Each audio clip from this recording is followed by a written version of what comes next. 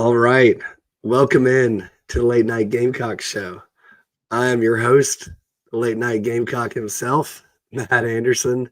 And joining me, as always, is Alex Jones of thebigspur.com. Alex, man, how you doing?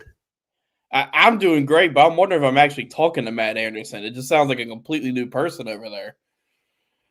Dude, I'm telling you, like when I say I treated this show tonight like game 7 of the World Series or the Super Bowl, I've been doing like the Neil Med nasal rinses. I've been doing the gargling salt water. I got my lemon honey water over Yeah, here.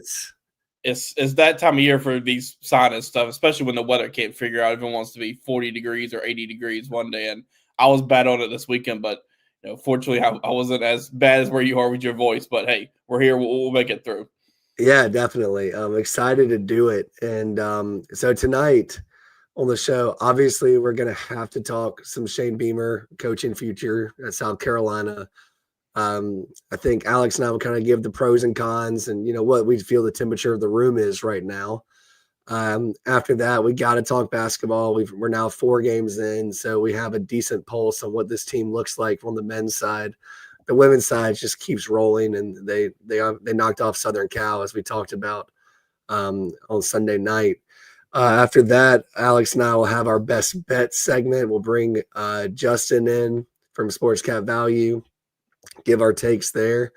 Alex, I picked the perfect week to go 5-0 last week without you on the show. Oh, I'm sure you did. I need maybe to watch the replay on that. I didn't even. I picked games. I haven't even looked. I can't find them anywhere. I'd have to go rewatch the show myself. But yeah, the women are playing right now live. So Alex will keep us updated on that score as we progress through the night. Alex, we're now what? For 72 hours, 96 hours post Texas A&M meltdown. I think that a lot of the dust has kind of settled with the fan base. I think there's still raw anger and emotions, but I think that people are starting to think rationally. So when we talk about Shane Beamer's future, we'll lay it out rationally as well. But Alex, with all of that out of the way, it's time to get to the Late Night Gamecock show. This is the Late Night Gamecock show with the pride of Hampton County, Alex Jones. And with the king of late night, Matt Anderson. Go Gamecocks!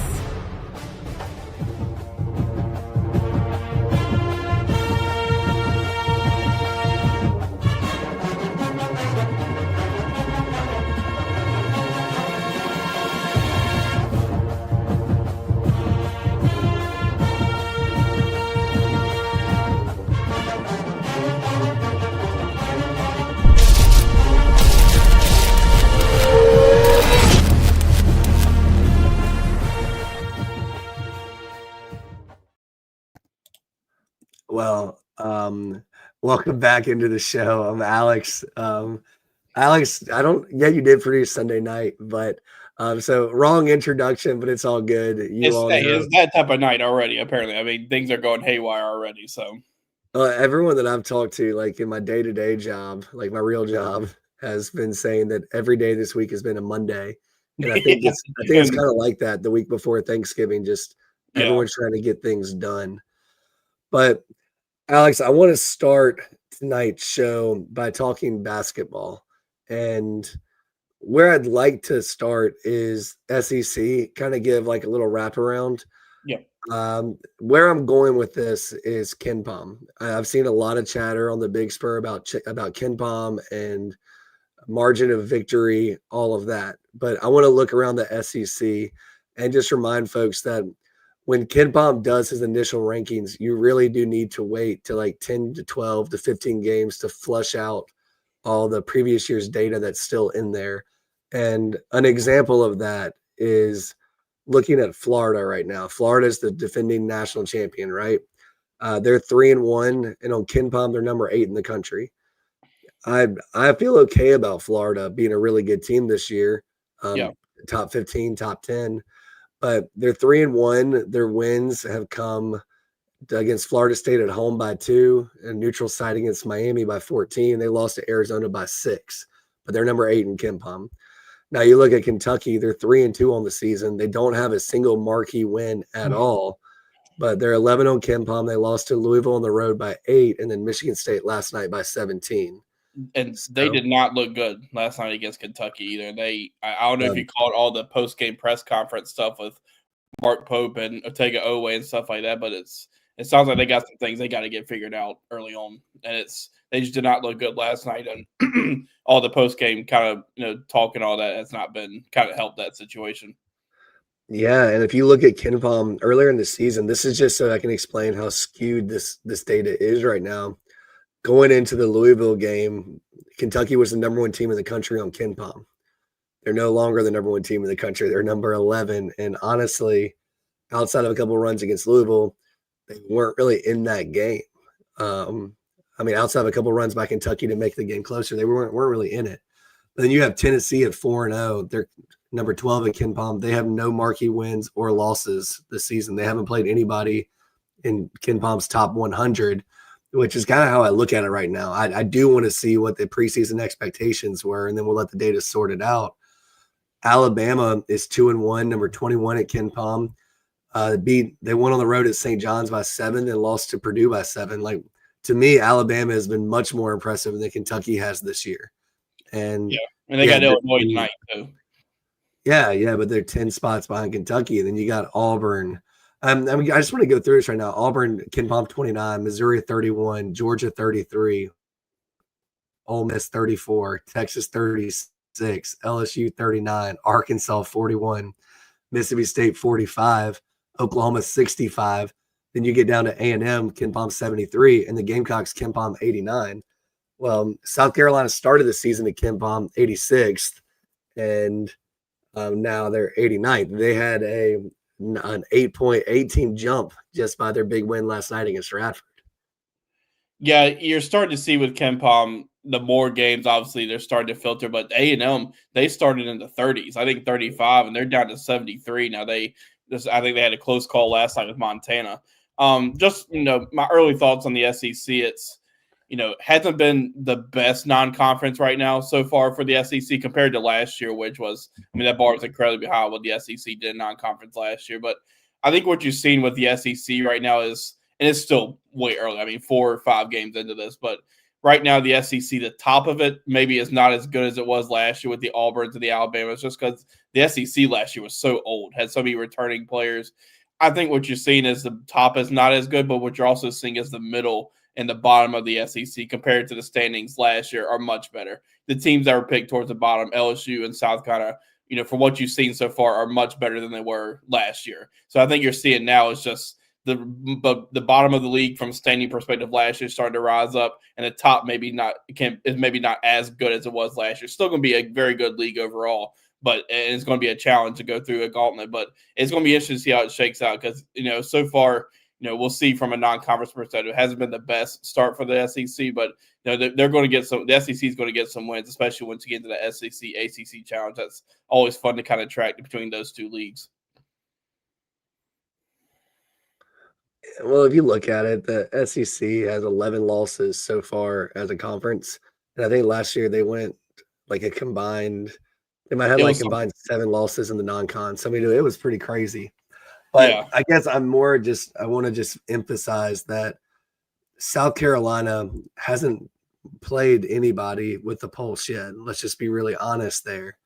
However, if you look at these games, they had a 28-point lead on North Carolina A&T with 6 minutes to go in the game. They had a 16-point lead on Southern Miss with 10:36 left in the first half. They ended up winning that game by 4 in overtime. They led PC by 34 with 9:32 left in the second half, won by 20. Led Radford by 31 with a minute to go in the second half, won by 29. But this Gamecock basketball team never trailed against North Carolina A&T or Radford. They only trailed PC by a score of 4-3 inside 5 minutes of game time. And against Ole Miss, they trailed by 11 with under 4 minutes to go and still came back to find a way to win. So when you think about this team for Lamont Parish, it's something that I've said a few times, but I just want to echo it. we understand the metrics. We understand all of that. And Lamont understands all of that. But right now, you have two big games next week, or I'm sorry, this week, Butler and Northwestern, that you need to get your team ready for, because if you continue to do what you're doing right now and getting up to double-digit leads against every opponent you play, this is about finishing. And I think that you've seen over the last two games, PC and Radford, where the Gamecocks just blitzed the other team and got up to huge leads, and then were able to work other guys in. Yeah, for sure. And that was something from the the Radford game last night. That's, against Presbyterian, South kind of had a pretty good size lead into like the 30s, I think. Kind of late in that game, let Presbyterian chip it away, where it was still a 20-point win, but from a metric standpoint, a 30-point win or a 35-point win would have helped them a little bit more. And like you said, all that stuff will kind of help itself out once if South Carolina continues to do what they're doing, especially if you're able to go find a way to potentially go 2-0 in this tournament this weekend. That will definitely help your analytics. But we'll see. Those numbers always kind of work themselves out. But that win last night jumped them, I think, maybe 6 spots or so, maybe a little bit more than that once the night was over. But we'll see. There's a lot of good things from South Carolina's perspective right now that they're showing on the court. But without a doubt, the competition level is going to go up this weekend starting on Friday. Well, it's interesting. This could be just the fact that North Carolina A&T, Southern Miss, PC, and Radford don't have three-point shooters, but opponents are only shooting 24.6% against the Gamecocks from the three-point line. While the Gamecocks, they're on the offensive side, they're shooting 36%. Really, and when you look at these numbers, and I just look at a per possession basis on offense and defense, South Carolina is just fine right now. I mean, it could be even better, but they're averaging about 1.14 points per offensive possession. And on the flip side, they're only giving up 0.94 points per defensive possession. So South Carolina is in a good spot to continue to get better and grow. And Alex, I had to do a double take on this to double check my math. But so far, when you look at the Gamecock statistics, they have 79 assists on the season through 4 games. So you're averaging roughly 20 assists a game. But the most ridiculous statistic that I've found is the Gamecocks are averaging an assist on 69.2% of made baskets. That's and great. That's the thing that will travel, because one of the things when you see the opponents they're playing, they might not be the best basketball players on the offensive side of the ball, but they're usually fairly athletic. They usually go all out on defense. And the fact that the Gamecocks are still moving the ball, that's how you have good offense. You move the ball and you don't rely on one-on-one isolation. And that's going to translate. That's what translated 2 years ago. I saw somebody here in the chat said that Michael Ray Lynn said it feels like 2022 again in basketball. Basketball is back. Well, there are a lot of things that look really great here. And I see that Michael has typo 2023. We know what you meant, Michael, 2 years ago. Yeah. But I mean, the things that I do think they need to work on, I think turnovers, there's still some turnovers that they aren't like that. It's so weird, Alex, because they're not the turnovers of last year. It's not just throwing the ball out of bounds. It's not failing to catch it. It's just throwing the ball to an opponent, or it's over in the few instances they over dribble. It's getting stuck and then not having anywhere to go, or an offensive charge. So they got to continue to work on the turnovers. But if you remember, go back 2 years ago, Alex, they didn't force a lot of turnovers when they were winning. And that's still the case this year. So you can play winning basketball this way. And the last thing, and the announcers harp on it all the time, but they've got to get back in transition defense, because that's where the runs come from. So if you miss a shot and you don't get back, and all of a sudden it's 3 bang, dunk bang, down 11, timeout Lamont, maybe no timeout, figure it out. That's what I'm worried about. Yeah, that was a big issue game 1, and they had some of those in the game 2 as well from a transition defense standpoint. It got cleaned up a little bit, but then last night there were a few instances against Radford where they got out there and got quick buckets. And you can't have that. It's just got to have somebody back quickly. Then could be a lot of that is like just from a rebounding perspective, how it's going to be a team effort. Like if you get too many guys down in the paint trying to rebound and you got a long rebound, those things can turn into those long fast break buckets. But, and to your point on the turnovers part, from a defensive perspective, and you mentioned it, South Carolina's been really good defending the 3-point line. And that was another thing from that team 2 years ago, the NCAA tournament team. They were pretty good at defending the 3-point line. And, they're not going to cause many turnovers on this defense a lot of times because, they're not going to be, in the passing lanes. They're not going to risk on going after a pass. They're going to kind of sit back and make you go through them. And I think that's one reason why you see the turnover numbers. Like they're not going to rely on those. They'll get theirs, but they're going to sit there and they're going to guard you. And that's why the 3-point number defense is so good right now. And that's another one. Like Radford wasn't going to really test them from the 3-point line. Presbyterian wasn't either. These, Butler, especially this weekend, I think is shooting right around 39% from three. So that'll be tested again this weekend. They got some shooters. And then, I think one of the questions, one of the big questions was what's the paint presence going to look like, the post presence going to look like. You're seeing a little bit of a merge there, and they've gone against some good players. I mean, Presbyterian has two really good big men down low that they got their numbers, but they, kind of handled them for the most part. And that's another thing this weekend with Michael Ajayi at Butler. He's going to be a really good player. And I'm forgetting the guy's name from Northwestern right now. I have to look it up, but he's really good too. Like, I think, we've learned a lot about this team already, especially through these 4 games, but this weekend we'll learn a lot more about them with the competition. We will. And when you look at just the box scores, Alex, I'm just picking and choosing some stuff here. It's kind of crazy. You have 10 guys that have played in every game so far this season. And those 10 guys are averaging between 14 and 27 minutes per game. So there is going to be some lessons learned. This rotation will shorten. You ideally want to get this thing down to 8 to 9 to 10 in a pinch. You want to start figuring out the roles, and that's what Lamont Parrish has been doing. But yeah, that from a depth standpoint, he said a couple of times talked about how deep this team is, and that's one of the really good things you've seen so far about this team is like take last night for perspective. South Carolina was in the 80-point range last night, and Michi Johnson scored 2 points, and you saw what he could do against Southern Miss. Like he's going to be able to go off on any night, but it also feels like, and the players have said this in post game too, where it could be anybody's night at any given time. It doesn't have to be relied on just one player. That it could be Elijah Strong like last night, that was a really good thing to see from him. He had a really good night. It feel like there's a lot of different options offensively they can go to, either from a 3-point range or just scoring perspective, and which is something that they just did not have last year. And even more, it kind of feels like again, it's early too, only 4 games in, but it feels like they even have more scores from that standpoint than they did on that tournament team 2 years ago, where it was basically a BJ Mack, Talon Cooper, Michi Johnson type of thing that were kind of stirring that drink. But now it feels like there's just so many different options they can go to. And, as you mentioned, they'll kind of take that, the minutes will kind of dwindle a little bit as they get their rotations down. But there's a lot of different options, and the bench right now seems pretty deep. I mean, if you look at it, you have Mongolian Mike is averaging less than a turnover a game. And you have 2 guys in Michi and Eli Ellis that can go get buckets. And if you go back to that team 2 years ago, you really had Michi who could get hot, Talon who could score a little bit, but he wasn't known as a scorer. And you had BJ Mack kind of carrying that load.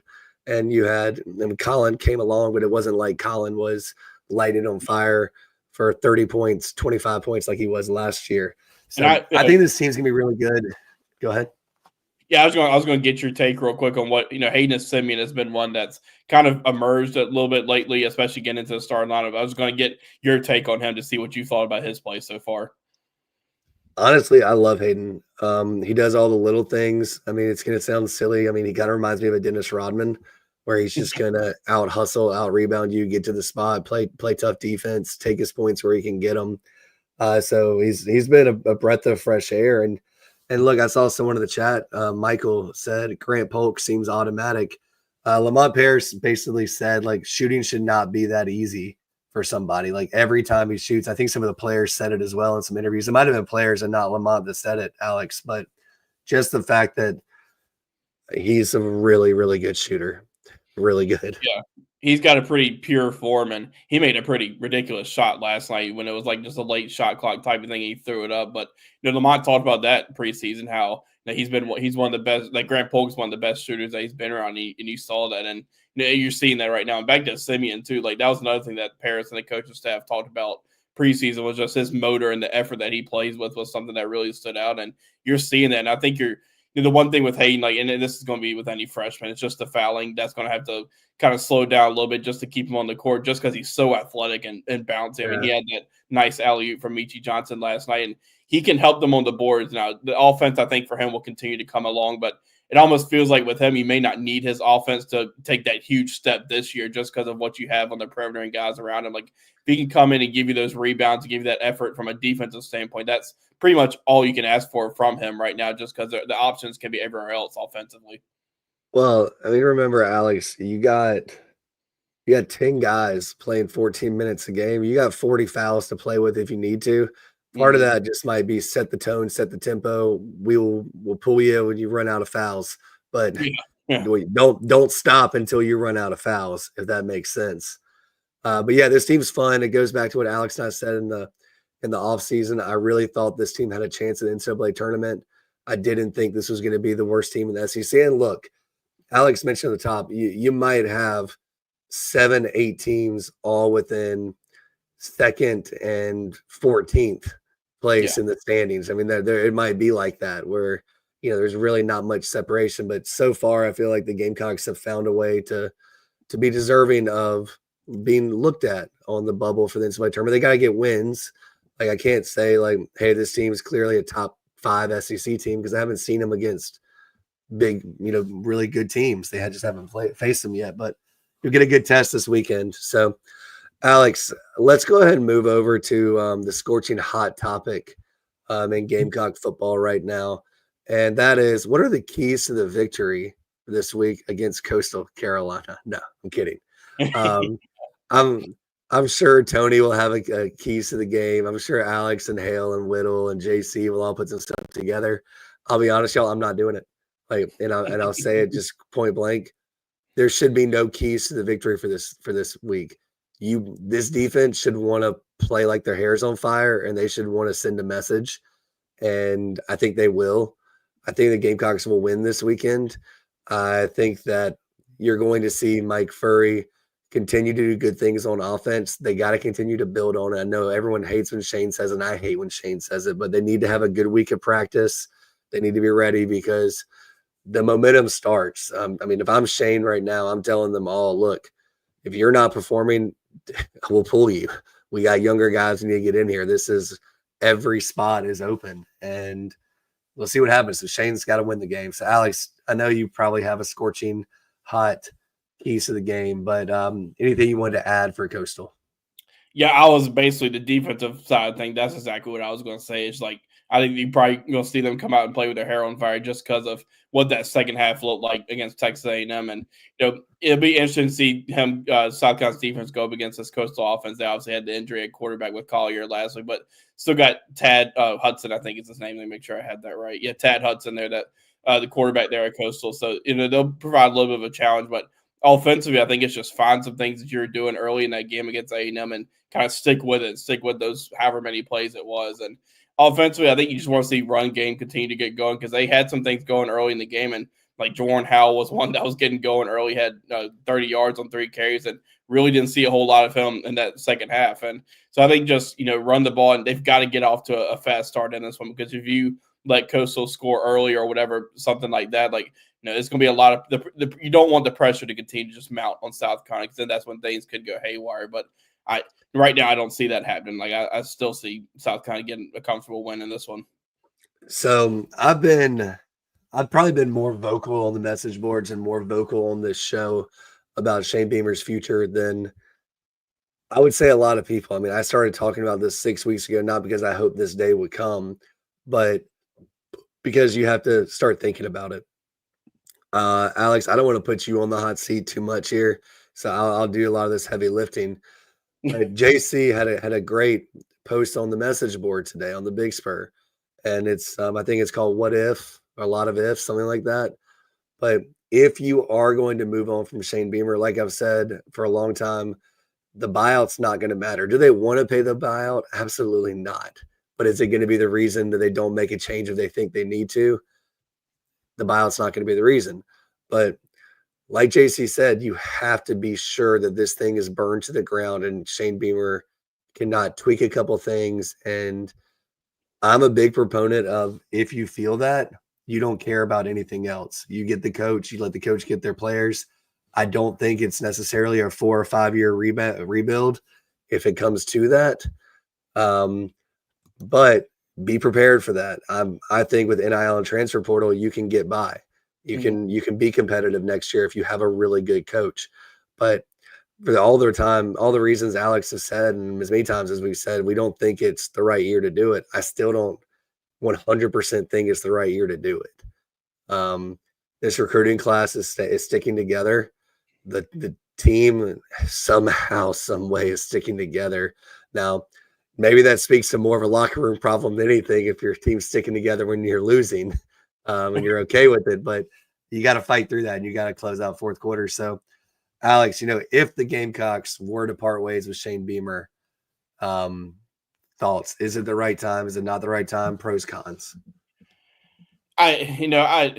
These two games are huge, are pivotal for Shane Beamer, just because, I was saying this earlier on the show, like, if you're able to get these 2 wins then the season against Coastal and Clemson, there's a little bit of positive that you can bring into the offseason. Not that erases anything that happened in the first part of the season, but there's at least a little bit of positive where you could probably go into the transfer portal and say, hey, we're just a few players away. We do it, getting back to the 2024 type of team.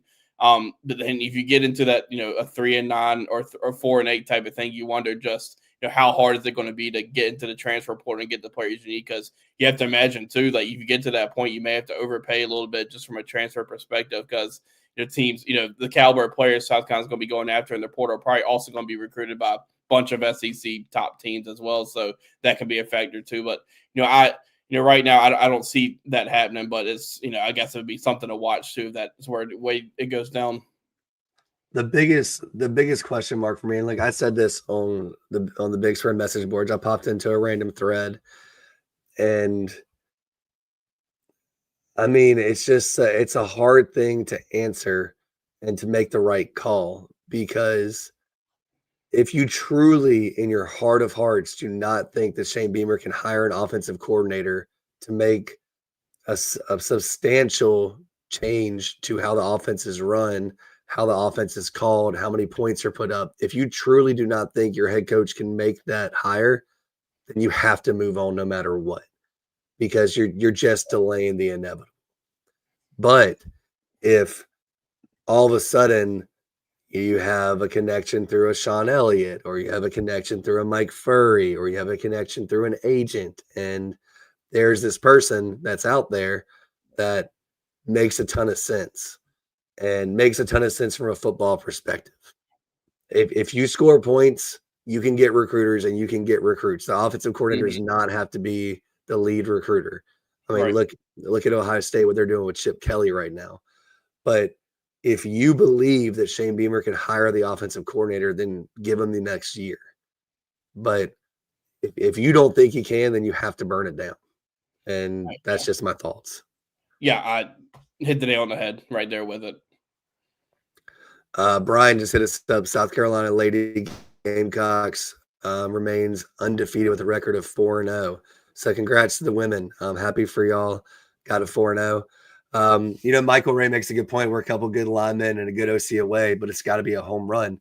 And what I said in my post on the message board was that you have to go spend. Like, this is not the year to go say, all right, we know we have 16 to 18 million that's coming through just with the NIL settlement and what we need to spend on football, because that's what the SEC spends from the school. Boosters are still going to booster.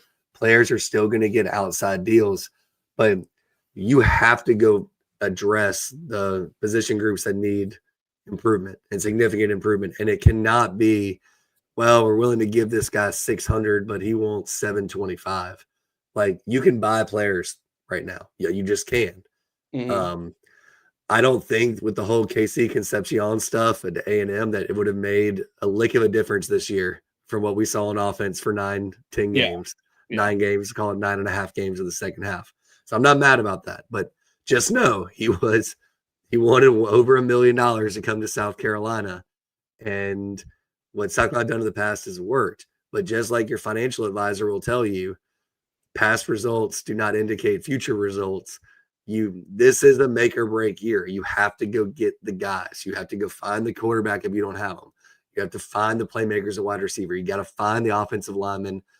All in all, I think Clayton White can coach the hell out of a defense. I'm not worried about the defense. They'll figure it out like they always do. But you have to go get that running back that can carry 18 to 25 times. The biggest miss that South Carolina had in the transfer portal last year was not Casey Concepcion or a defensive end or anything like that. It was not getting the running back that can deliver in money down situations. Yeah. Yeah, I think, almost followed the blueprint of what you did for that team 2 years ago or last year's team from a transfer portal perspective. Like, you look at the defense and, from a linebacker's perspective, you feel pretty good. Obviously, you're always looking to add on the defensive line, but, I think offensively, you're always looking in the offensive line for the portal. Maybe, obviously running back is going to be the spot too. So there's a lot of different things South Carolina's going to need in the portal to kind of go along with the high school recruits that they're bringing in. But that's going to be one of the more interesting things to watch, to see just kind of how the transfer portal board fills out. And that's going to kind of be based on just retention and all that type of stuff too. Yeah. So like I said, you have a lot of boosters right now that want to fire Shane Beamer. They don't care. You have a lot of boosters that want to fire Shane Beamer, but only if they can get the right head coach. Then you have a lot of boosters that also, you probably have a third that think just give him another year, let him try and figure this out. So nothing is settled right now. Nothing would surprise me right now. I've gotten information that ranges from Shane's gone to Shane's fine. So, you just never know. And remember, athletic directors and boosters aren't going to make the decisions like fans do. Mm-hmm. They have a lot of capital tied into this, their careers in some cases, if you're a coach, athletic director, whatever. So let's just take this week by week, guys and gals. Let's see what happens after Coastal and see what happens after Clemson, because just got to see what they can do. So we got an update here. The women's basketball team, the women's team is up 83-45 after 3 against Winthrop. So Brian jumped the gun just by a little bit, but I think that game is well in hand. So understood. Well, Alex, let's hear a word from our partners, and when we come back, we'll have Justin Lyles from sportscapvalue.com. Morning, Carl. Usual? Yeah. Your oldest was in here the other day. Said the two of you took a trip down to my neck of the woods. How'd that go? You might as well give me one of those Carolina cars while you're at it. I knew I liked that one. Yeah. There you go, my friend. Thanks. Hey, Carl. Congratulations. See you tomorrow, Freddie. You bet. JC Sherbert here had a brilliant idea that some good friends of mine in Florence have told me about. Next time you're having a wedding or an event or anytime you got to feed a bunch of people, talk to my friends over at Flavortown Eats and Events. That's right. It's a food truck / trailer, prepares the food fresh on site right there for you. No hassle. It's absolutely delicious. They'll come out, turnkey solution to feed the masses at your event. Go to their website right now. flavortownflow.com. That's flavortownflow.com. They have all the contact information you need, and they are a proud sponsor of the Late Night Gamecock Show and the Chief Sports Network. Welcome to Palm Casual Patio Furniture. Because we are the factory, Palm Casual has the ability to offer the highest quality outdoor furniture paired with world-class service. Since 1979, our factory showrooms have done our best to make the buying process as easy as possible for our customers. Our understanding of the many factors that go into your decision has helped us create our 30-day trial period that increases the level of comfort our customers feel during the shopping experience. Visit us in Somerville, Mount Pleasant, Myrtle Beach, and Bluffton, and online at palmcasual.com for our products and out-of-state locations.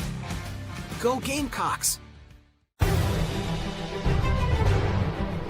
This is the Late Night Gamecock Show with the pride of Hampton County, Alex Jones. And with the king of late night, Matt Anderson. Go Gamecocks!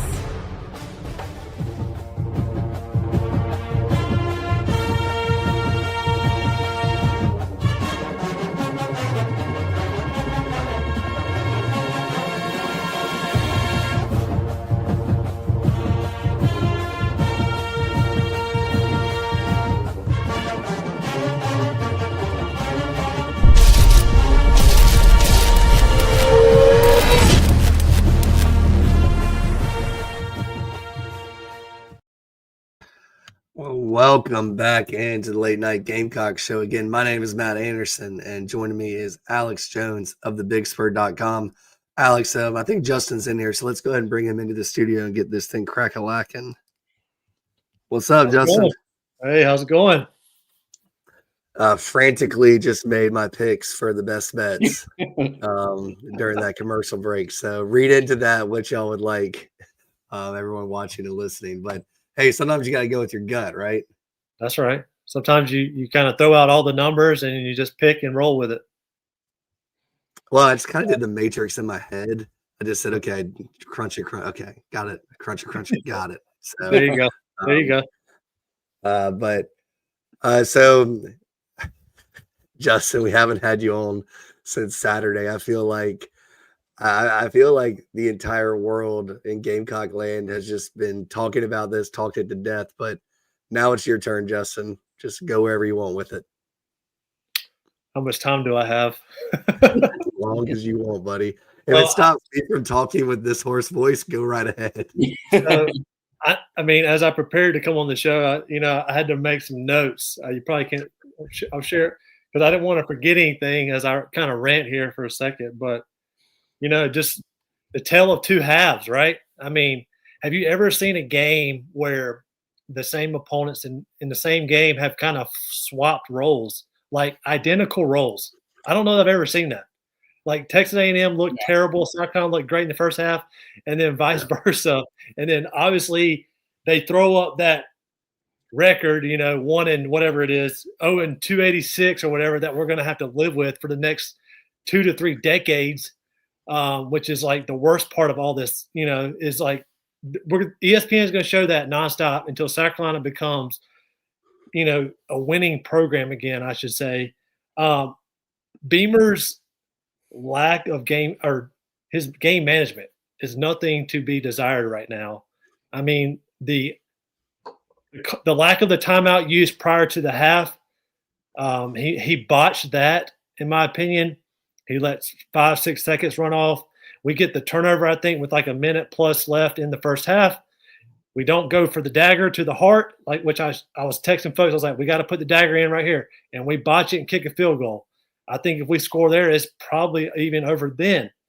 So I think that, and then the play calling. I thought Fury was phenomenal in the first half. And then it's like Shula, the firing got rescinded at halftime, or either Furry's like water, coffee, whatever he was drinking in the booth got poisoned, because that was Mike Shula 2.0 in the second half.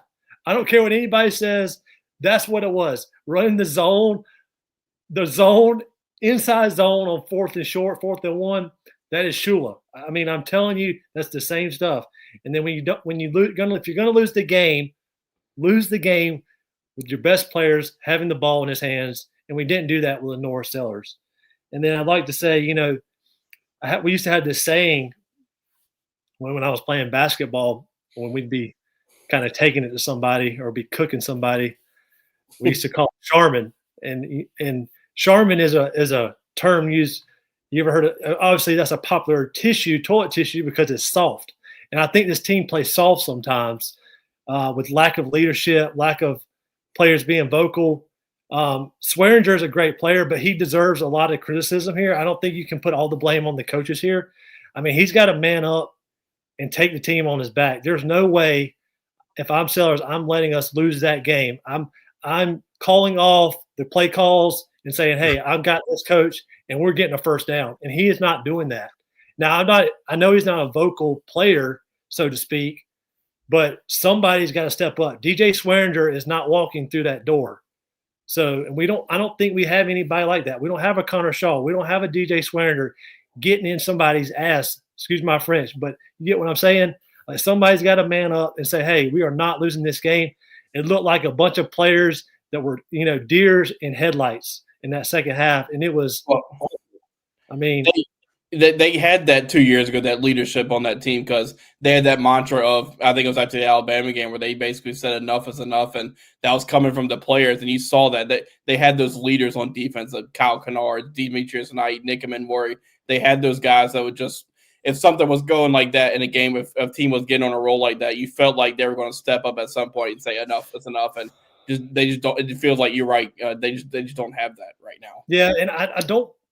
I mean, it's kind of.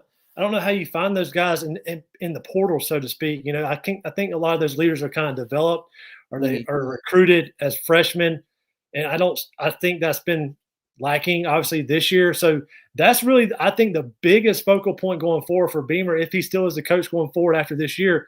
Like, that has got to be a priority. Somebody's got to be vocal and carry this team. You saw that with Reed, with A&M. I mean, they were talking about it during the game. And then, like, the Harbor stuff, Harbor played well. He needs 10 targets a game. I mean, you saw it with LSU, Jalen Green, when we were playing them, they went straight to Jalen Green, and Collier didn't have an answer for it. And we should have did that more. We should be doing that more during the season. I think Sellers and Rowe are going to be studs for us. Sellers at receiver. Like, those boys can play. You just got to get them more touches. But, I mean, at some point, I hadn't heard a whole lot of, I guess, in the media, so to speak, the criticism of Sellers about this, this loss in particular. But, man, he couldn't throw it in the ocean if the towel was hitting him in his feet in the second half. It was terrible. I mean, there was a play, I went back and watched some of the game, and if he hits Rowe on one of those out passes in stride, he's gone. Yeah. And there was a third down, too, that I think it was maybe Brian Rowe coming across the middle that he missed that would have been a big third down to keep the game going or get some momentum going. Then just on that last drive, just throw it. Just give your team somebody a chance down to maybe get a pass interference or something like that. You just don't gain anything from getting tackled in that spot. Just see if you can get a miracle or something like that. All right. You can't blame the coaches on that stuff. They're putting you in position to go win the game or make plays, and we're not doing that. So it's not all the coaches. It's a combination. I don't know what the percentage is. It doesn't really matter. You're a 3-7 team, and you're not very good right now. Losing teams, like I said prior on this show, find a way to lose games, and that's what we did on Saturday. Well, it's funny. I think it's Remember the Titans quote where, like, coach said dominate, and we ain't doing it. Like, getting in the grill. Maybe it's a Coach Carter quote. I don't know. But you're absolutely right, Justin. Every successful team that I've been on, from Little League, church league, whatever, high school, intramurals, there was more than one dog on the team. Like, that person who was going to get in your grill, be honest with you, yell at you if you need to hear it because you trust that person. And when they speak, it matters. And I thought that I don't know if Lenore Sellers actually got space jammed, but that was him last year against Clemson. He willed that team to a victory. And maybe he wasn't yelling and screaming, but when he scored that last touchdown against Clemson and he let out that battle cry and threw the ball down and spun it, like, I thought that was the moment he arrived. But now you have him running out of bounds before the sticks. You have him on a trick play where he can split the defense and he slides. And then on 4th down and 16 with the game on the line, you have to convert. He runs out of bounds. He runs out of bounds. You can't do that. There's only been one other player that I've seen do something like that in a situation like that. And it was the Nico kid at Tennessee in that bowl game when he just ran out of bounds on the 4th down and the game was over. Like, I was talking to my brother about this, guys. I mean, you can take it as elementary as you want. If I'm playing the kid down the street, if I'm playing my brother, if I'm playing my college roommate, a random guy I met at a party in college, and we're playing NCAA football, and it's 4th and 16, and I have to convert, I am chucking the ball as far as I possibly can. There's no way I'm running out of bounds. Yeah. Like, that's just like I mean, here's your sign. Like, that's your quarterback right now. And I don't know how it regressed that far. That's kind of what we talk about with the offensive coordinator search. That's one of the big things in this is you got to find somebody who can help him just hit the reset button and kind of just completely flush this year for what he did and just kind of get back to who he was 2024. I mean, that's what I'm saying, though, Alex. Like, when he slid on that trick play instead of trying to split the defense, that is not the Lenore Sellers that put 18 Clemson defenders. Somehow they had 20 defenders on the field, and he got out of every single tackle. Where is that guy? I think sometimes, too, that, like, well, two things. Sellers is not the same player since the concussion. I don't care what anybody says. I'll argue against anybody with that. And I think these coaches sometimes overthink things. And I know they make a lot of money. So, us as fans and media folks aren't allowed to second guess stuff. But sometimes I feel like our coaches are kind of trying to set up stuff based on what the defense is doing or what the offense is doing. And it should be the other way around. We should be dictating what we do best. And I don't know that that's the case a lot of these times. We got to simplify stuff. And like I said, the short down stuff, like put the ball in Sellers' hands. He's 240 pounds. Let him run it. Let's go. And if we lose, we lose. Well, Justin, you brought up a really good point that I don't think has been talked about enough in media and fans on message boards on Twitter. This is now Lenore Sellers' second concussion. He had one last year. He had one this year. And if you go back to that stupid Dawson's Creek star movie, Varsity Blues, the Vanderbeek guy, and then they made another teen movie parody. It was like, all right, well, that's 6 concussions. The guy's got one left. Send him back out there. Like tape his leg to the offensive lineman beside him. Just make him snap the damn ball. But you have to wonder if there's more there with that concussion. I had not thought about that, and that had been the deepest part of my mind. Yeah, I just think there's something lingering there. There's an effect there. Maybe he's just not fully comfortable yet. I don't know. He's sliding a lot, which is, in some cases good, but I think that's where the instinct used to kick in with him. He was so good, and I don't think it's not up to what we're used to seeing from him. And the thing is that, if he's going to be an NFL quarterback like everybody wants him to be, he has the intangibles, there's no doubt. But when I start thinking about this, like this I don't want to, like, you got to be careful here because, Anthony Richardson got drafted by the Colts a couple years ago, and he had all the intangibles. He could throw it a mile, and Lenore Sellers is just like him. And look what's happened to Richardson. He can't even see the field. He's not a leader. He's not vocal. So I'm not saying Sellers is going to be like that, but I'm starting to think of some sort of comparisons like that. So I'm sure the NFL is looking at this, and when you look at the top 5 quarterbacks, give or take, that are franchise quarterbacks, one thing they have in common is they're all vocal leaders. Allen, Mahomes, Jackson, you name it, they're all vocal leaders. And I don't know if that's something you can grow on or not.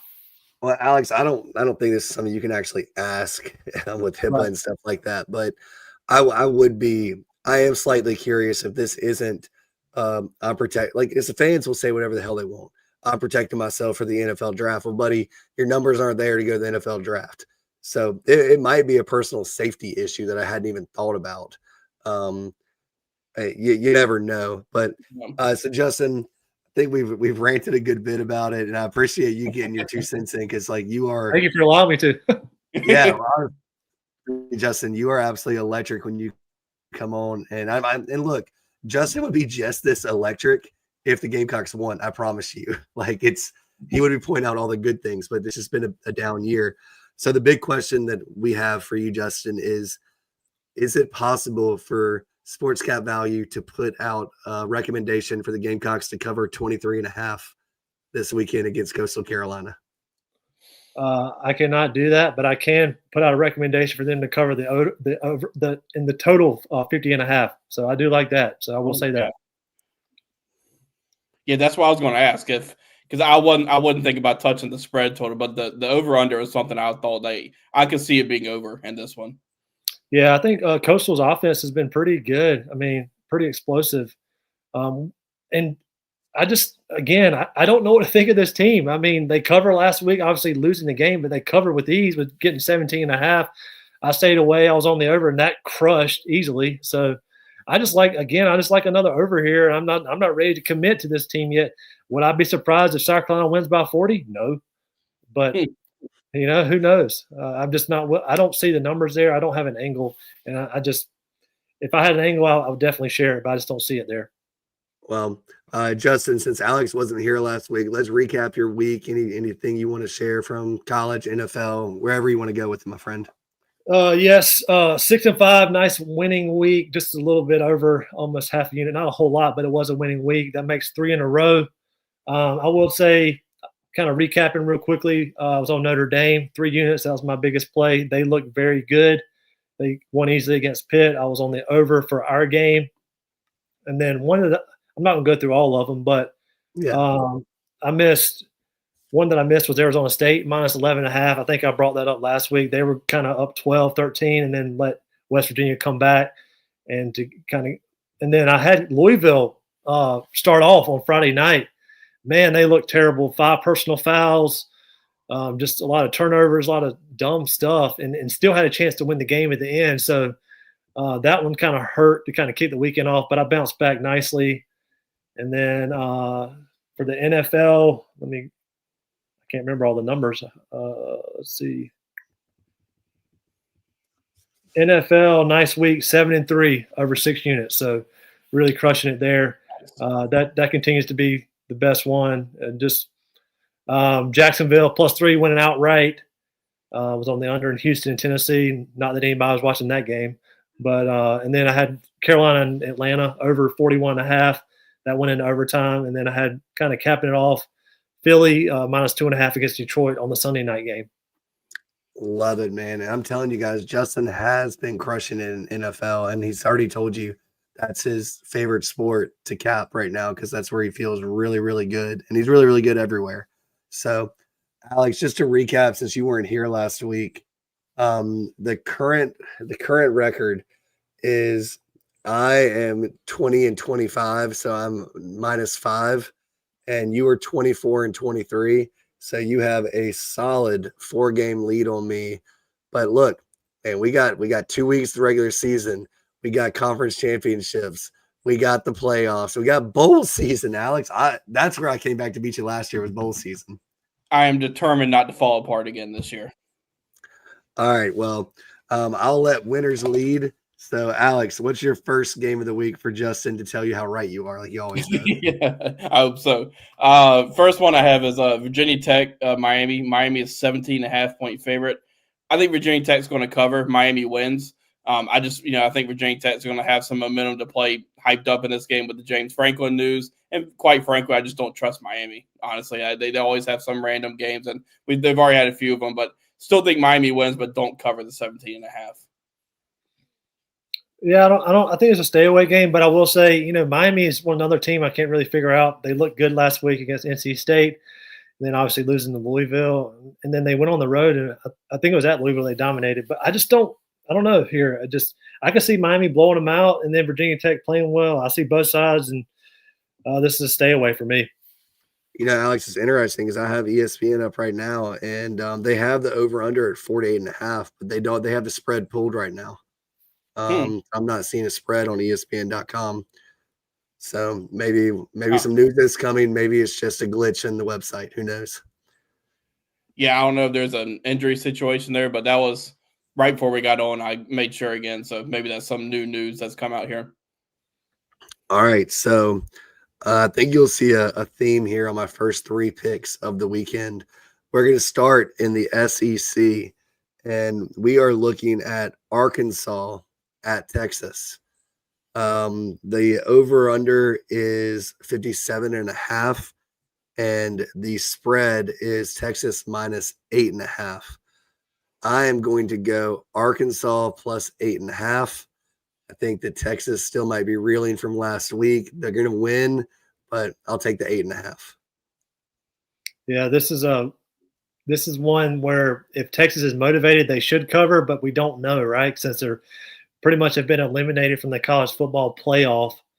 Will they? And then there's obviously some kind of noise with Sark, which whether it's true or not, you know how this goes this time of year. So personally, I'm staying away from this line. If Texas had 2 losses, I would take Texas here, but I like an over here. I think this could be some numbers scored here on this one. Thought about that too. I almost double dipped.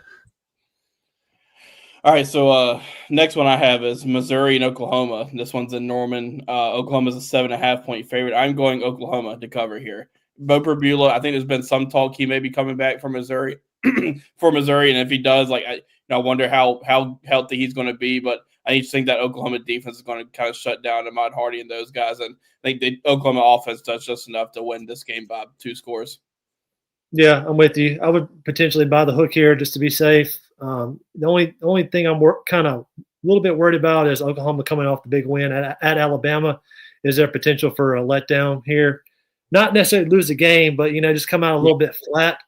But I don't know. Venable seems like he's got that squad turned around, and they're on the cusp of making the playoffs. So I like that 7.5. Yeah, Alex, the only thing I think about is if Missouri can find a way to dominate time of possession. Yeah. If they can find a way to dominate time of possession, shorten this game up, and make it, a one possession game going into that one of the team's final drives. But I don't hate it at all. All right, so the next one here, Kentucky travels to Vanderbilt. Don't look now, but Kentucky is 5-5 on the season. Vanderbilt's 8-2. The spread is Vanderbilt minus 9.5, and the over/under is 52.5. I'm going to take the over 52.5 in this game. Yeah, I like it. And I think, does Vanderbilt play Tennessee next week? Is that right? I could be wrong. I would say watch to see if Vanderbilt's kind of looking forward to that game, ahead to that game. Like you said, Kentucky's been playing pretty well. I mean, on this second half of the season. So watch for a potential upset here. I'm just saying. And come check us out and see if I put that on the card come Saturday morning. But keep an eye out for Kentucky. Okay, I had this game too, and I will show you the screenshot that I screenshot this before the show.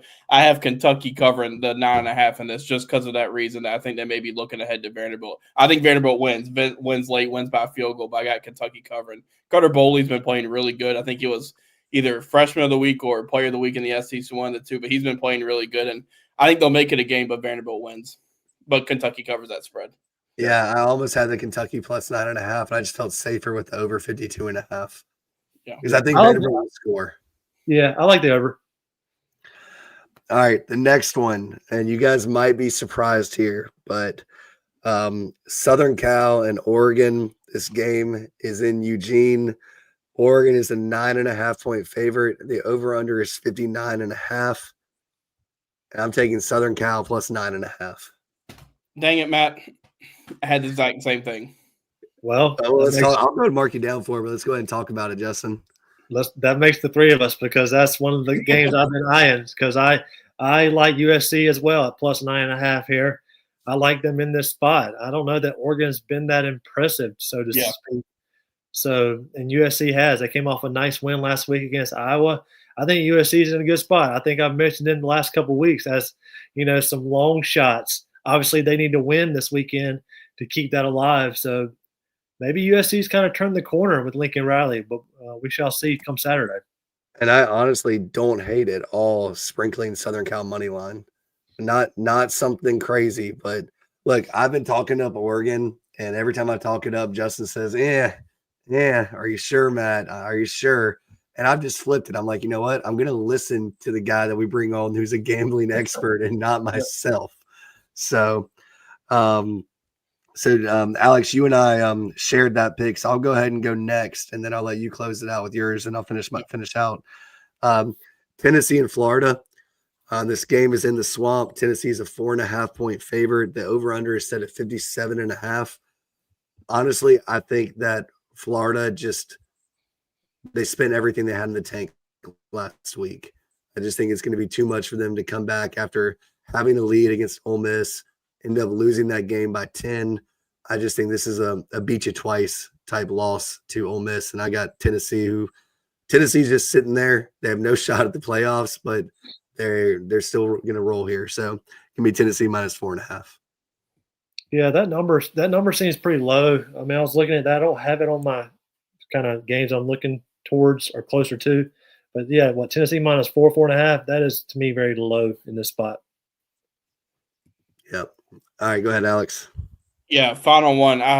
Georgia Tech is 2.5-point favorite against Pitt. I got Georgia Tech covering that, and I think covering it pretty easily. Like, this is a team that they're still kind of technically in that the playoff hunt, and especially for the ACC championship hunt.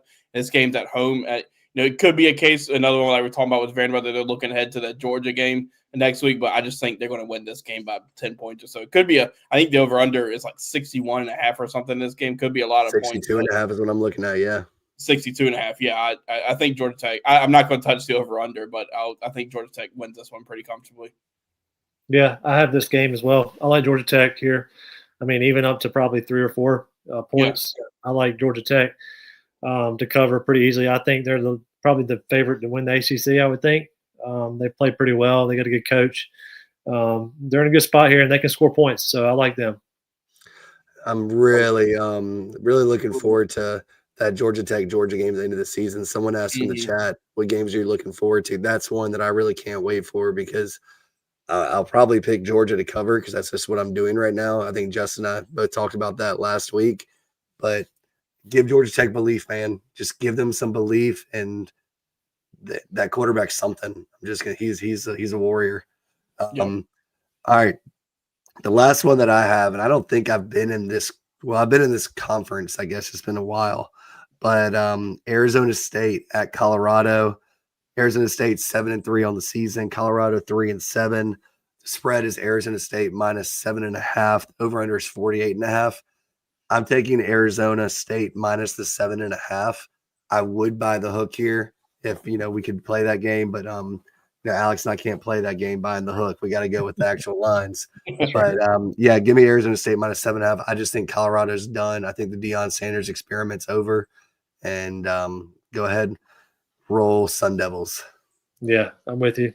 I just don't see Colorado putting much of a fight here, and I don't have anything else to add. I'm with you. I just don't think that what Deion's doing in Colorado, I think that's coming to an end. All right. So Justin, any other games you want to touch on that we didn't mention that you're watching right now?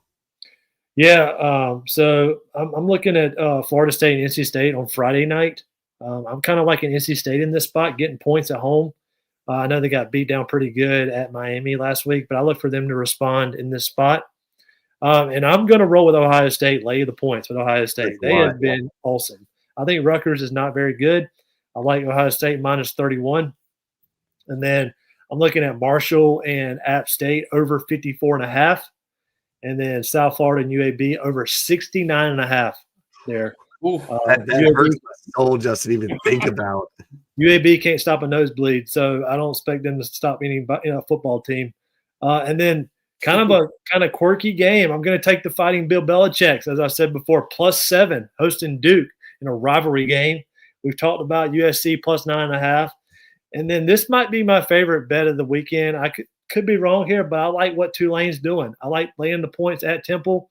I think Tulane is going to dominate. I like their coach. He's a fiery coach. He tells you like it is. And when he calls out his team being average in practice this week, they're going to dominate on Saturday. And then I like our game over 50.5 against Coastal. And then we spoke about Georgia Tech laying 2.5.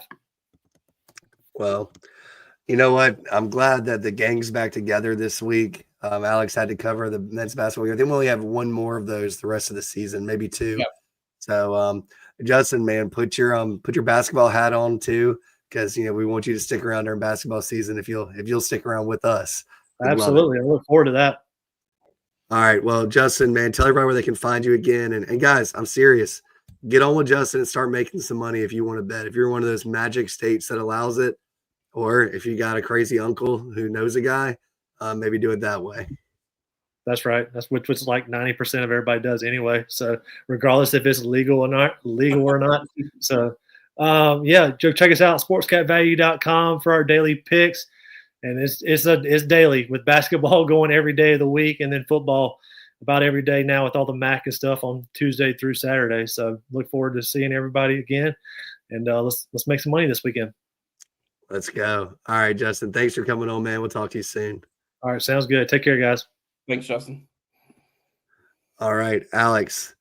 My little home concoction of hot water, honey, and lemon seems to have done the trick. You made it through. As soon as we get off the air, I'm gonna have no voice, laryngitis tomorrow. hey, but you made it through the late night Gamecock show. That's all we can ask for. Hey, man, it's game 7. I mean, last game of the year. Yeah. It's not the last game of the year. We got plenty more. Not Justin. Alex and I will be back Sunday night for Rooster Rant. Talk all about this Coastal game. Anything else is happening in Gamecock land, and big week for men's basketball. Yeah, about to say probably will have basketball to talk about too on Sunday night with the Butler, the Northwestern game. I think it's at 5, so it should be ending just about the same time that we're getting on air. Yeah, we might be a little bit late getting on. We're gonna watch the end of that game so we can talk about it, but. Looking forward to seeing you again on Sunday, Alex. And thank you guys all for listening. When you hang out with us, you give us the most valuable thing you have, your time. And if we can ever do anything for you, just holler at us. We'll talk to you Sunday. See you guys later. Bye, everybody.